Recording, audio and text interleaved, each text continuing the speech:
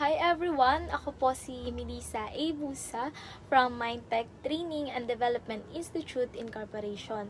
Ako po ay nag-aaral ng Events Management Services NC3 at ako po ay batch 4 AM session.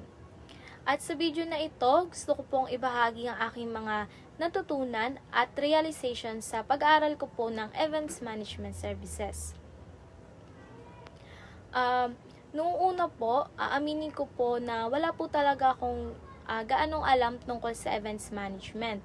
Akala ko po noong una, simple lang ito na mag-organize ka lang ng program, magbubook ng venue, tapos okay na. Pero habang tumatagal yung pag-aaral ko ng events, na-realize ko na mahirap, malawak at napakadetalyado ng larangang ito.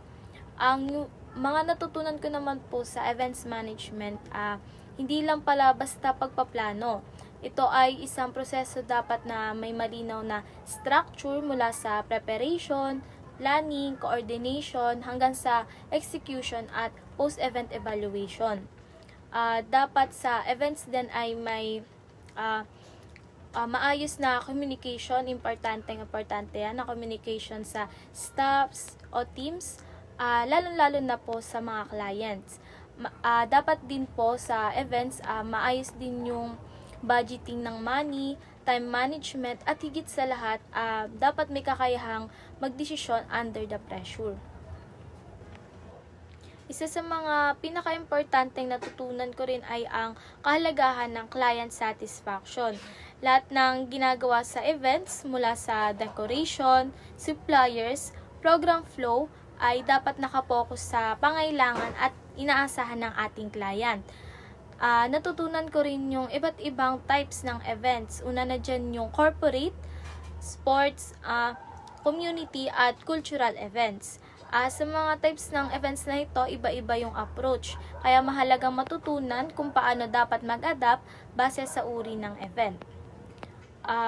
Sa pag-aaral ko naman po ng events management, mas naging organized naman po yung paraan ng pag-iisip ko. Na-develop ko rin po yung problem solving skills at natuto akong maging mas mapanuri at masinsin sa mga detalye.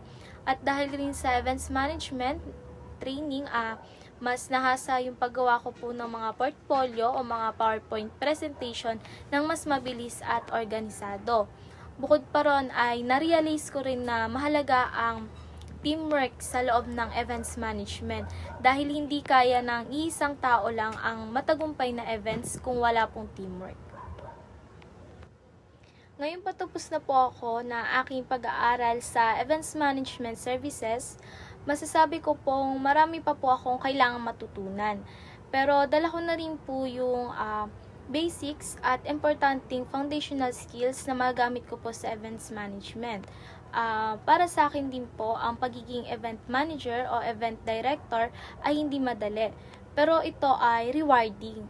Kasi sa mga bawat matagumpay na event na nagaganap, dala nito yung saya, alaala at connection ng mga taong nandoon. Kaya sa lahat ng mga kagaya kong nagsisimula pa lang sa larangang ito, tandaan na matuto, makinig, makipag-cooperate at syempre, laging handa sa kahit anumang mangyari. Dahil sa events management, bawat detalye ay mahalaga. At bago po matapos ang video na ito, nais ko po munang pasalamatan ang TESDA dahil sa pagbibigay ng opportunity na makapag-aral po ako ng Events Management Services NC3. Salamat din po sa aming school, ang Mindtech Training and Development Institute Incorporation sa Rosario, Pasig. And syempre sa aming putihing trainer na nagbahagi ng kanyang mga kaalaman at naggabay sa amin sa paggawa at pagplano ng mga events. Maraming salamat po kay Ma'am Jinky Susaratena sa inyong pagtuturo. At dito na po nagtatapos ang video na ito. Maraming salamat po sa inyong panonood.